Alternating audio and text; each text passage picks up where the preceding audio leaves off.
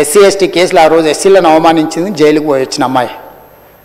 ఎవరు జర్నలిస్ట్ అని నేను అడగదలుచుకున్న అధ్యక్ష, జర్నలిస్టులని ఈ వేదిక మీద నుంచి INPR లేకపోతే DAVP ఆమోదించిన పత్రికలు ప్రసార సాధనాలు వాళ్ళు ఇచ్చే ID కార్డులు ఉన్నోళ్ళు జర్నలిస్టులా?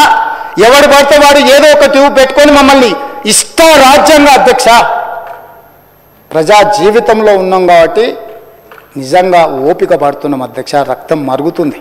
ఏంది భాష అది అధ్యక్ష? కుటుంబ సభ్యులను అంతేసి మాటలు అంటుంటే అసలు మీరు మనుషులా అని నేను వాళ్ళని అడగదలుచుకున్నా అధ్యక్ష. మీకు భార్య బిడ్డలు లేరా? తల్లిదండ్రులు లేరా? మీ అమ్మనో నీ చెల్లినో నీ భార్యనో ఈ రకంగా మాట్లాడితే నువ్వు ఇంతవా నేను అడుగుతున్న ట్విట్టర్లో పెట్టినోని, అరెస్టును ఖండించినోని. నా భార్య నా బిడ్డను తిడితే నాకు నొప్పి అవుతుంది, కానీ నీకు ఒక ఆడపిల్లను అవమానిస్తుంటే నీకు నొప్పి కాదా? ఏ సంస్కృతిలో ఉన్నారని నేను అడుగుతున్నా అధ్యక్ష. తోడుకలు తీస్తే అధ్యక్ష, ముఖ్యమంత్రిగా చెప్తున్న ఒక్కనొక్కని బట్టలు పదేసి రోడ్డు మీద తిప్పిస్తా అధ్యక్ష. రాజకీయాల ప్రజా జీవితంలో ఉన్న మేము విమర్శించండి, విశ్లేషించండి, మా గురించి మాట్లాడండి. ఆడబిడ్డల గురించి, ఇంట్లో ఉన్న ఆడోళ్ళ గురించి మాట్లాడే సంస్కృతి ఎక్కడి నుంచి వచ్చింది అధ్యక్ష? తెలంగాణ సమాజం ఇదేనా? రజాకర్లకు, నిజాంలకు, భూస్వాములకు, పెత్తందారులకు వ్యతిరేకంగా పోరాటం చేసిన స్ఫూర్తి ఓ రామ్జీవ్ గోండే, కొమరం భీం, ఓ చాకలి ఐలమ్మ, ఈ ప్రాంతంలో దొడ్డి కొమరయ్య, ఓ సర్దార్ సర్వాయి పాపన్న గౌడు ప్రాతినిధ్యం వహించిన ప్రాంతం ఇది అధ్యక్ష. ఇది ఒక చైతన్యమైన ప్రాంతం. ఈ చైతన్యమైన ప్రాంతంలో ఎదిరించి నిలబడ్డాడు మునగాడు, ఆధిపత్యాలకు వ్యతిరేకంగా నిలబడి కొట్లాడిన గడ్డ ఇది. ఈ సంస్కృతిని మొత్తం సర్వనాశనం చేసి ఒక విష సంస్కృతిని నోటికొచ్చింది మాట్లాడి వాటిని పోస్టు చేయించి ఏం పైశాచిక ఆనందం అని నేను అడుగుతున్నా అధ్యక్ష. వాళ్ళు తిట్టిన తిట్లకు నా పేరు తీసి మీ పేరు రాసుకోండాడా? మీకు అన్నం తినబుద్ధి అవుతుందేమో నేను చూస్తా. తెలంగాణ రాష్ట్ర ముఖ్యమంత్రి అయితే బలహీనం అయిపోయినట్ట అధ్యక్ష? అట్లా అనుకుంటుర్రా? ఓపిక పట్టిన అధ్యక్ష, నేను మర్యాదకుంటున్నా.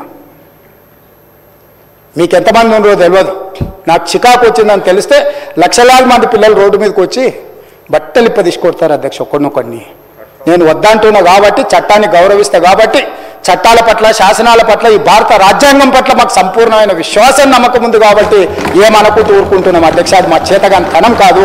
చంద్రశేఖరరావు గారు నీ పిల్లలకు చెప్పు, ఇది మంచిది కాదు, నువ్వు అనుకుంటున్నావేమో ఇట్లా ఏదో చేస్తే మానసికంగా కుంగదీసి దెబ్బతీసి రాజకీయంగా ప్రయోజనం పొందుదామని నువ్వేమైనా కలలుగా అంటే నువ్వు అనుకుంటున్నావేమో. అట్లా కుదరదు చంద్రశేఖరరావు.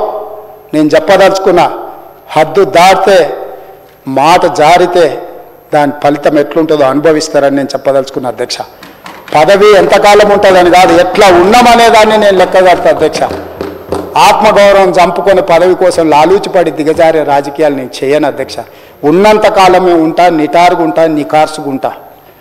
ఏది పడితే అది మాట్లాడితే ఇక నుంచి ఊరుకొని నేను చెప్పదలుచుకున్నా. మీరు అనుకుంటున్నారో ఏది పడితే అది బాగా మాట్లాడితే చలిపోద్ది, లేకపోతే కోర్టుకు పోతే బెయిల్ వస్తుంది, లేకపోతే ఈడిపోతే అది వస్తుంది, ఆడిపోతే ఇది వస్తుంది, మానసికంగా మమ్మల్ని దెబ్బతీసి ప్రయోజనం పొందాలని.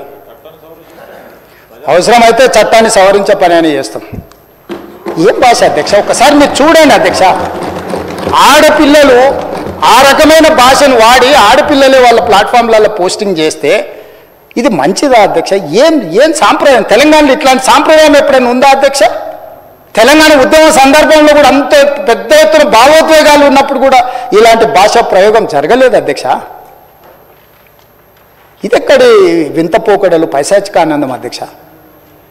వీటిని క్షమించే సమస్యనే లేదు అధ్యక్ష. నేను స్పష్టంగా చెప్పదలుచుకున్నా. చంద్రశేఖరరావు గారు వినండి, మీ పిల్లలకు బుద్ధి చెప్పండి. ఇలాంటి సాంప్రదాయం, సంస్కృతి భవిష్యత్ తరాలకు ఇవ్వదలుచుకోలేదు. దీన్ని ఇక్కడనే పాతరేయదలుచుకున్నా. ఉప్పు పాతరేస్తే ఇట్లాంటి సంస్కృతిని మీరు ప్రోత్సహిస్తే ఎవరిని వదలను. ప్రజాస్వామ్యయుతంగా ప్రతిపక్షంగా మీరు మాట్లాడండి, చెప్పండి, విమర్శించండి. దాన్ని సరిదిద్దుకోవడానికి మా ప్రభుత్వం సిద్ధంగా ఉంది, గౌరవిస్తాం. భారతీయ జనతా పార్టీ కూడా మా ప్రతిపక్ష పార్టీ. వాళ్ళ కేంద్రంలో అధికారంలో ఉండరు, అధికారాన్ని మన రాష్ట్రానికి ఉపయోగించేదానికి చేస్తున్నాం. అందుకే అధ్యక్ష, తమరు కూడా అక్కడి నుంచి ఆదేశాలు ఇవ్వండి. దీని మీద చర్చ జరగాలి. మీడియా మిత్రులకు కూడా నేను అడుగుతున్నా, మీ సంఘాలు ఏవైతున్నాయో సంఘాల నాయకులను కూడా అడుగుతున్నా, ఎవరో జర్నలిస్టులు లిస్ట్ ఇవ్వండి. జర్నలిస్ట్ అనే పదానికి డెఫినేషన్ ఏందో ఇవ్వండి, ఆ లిస్ట్ ఇవ్వండి. ఆ లిస్టులో ఉన్నోళ్ళు ఇట్లా తప్పు చేస్తే ఏం శిక్షిస్తారో మీరు నిర్ణయించండి. ఆ లిస్టులో లేనోడు జర్నలిస్ట్ కాడు, జర్నలిస్ట్ కానోడిని క్రిమినల్ కిందనే చూస్తాము. ఆ క్రిమినల్స్ని ఎట్లా జవాబు చెప్పాలనో గట్లనే చెప్తాం. ముసుగేసుకొని వస్తే ముసుగు ఊడవికి బట్టలు గుడ్డలు ఊడదీసి కొడతా అని చెప్తున్నా. నేను తమాషా చేయొద్దు. నేను కూడా మనిషిని, నాకు చీమునెత్తురు ఉంది. అన్నిటికీ బరాయించుకుంటా, తప్పులని అన్నిటిని మోసుకుంటే ఏదో కుర్చీలు ఉన్నా కాబట్టి ఊరుకుంటా అనేమన్నా ఏషాలు ఏదలుచుకోరాం. అన్ని చట్టపరంగానే చేస్తా. చట్టాన్ని పరిధి నేను దాటను. ప్రతిదానికి ఒక శిక్ష, ఒక విధానం ఉంది. ఏది కూడా పరిధి దాటను, ఎందుకంటే నేను ముఖ్యమంత్రిని. చట్ట పరిధిలోనే అన్ని శిక్షలు ఉంటాయి. జర్నలిస్టులకు కూడా నా సూచన, ఎవరు జర్నలిస్ట్ వాళ్ళ గుర్తింపు కార్డు ఏందో మీరు నిర్ణయించండి. అది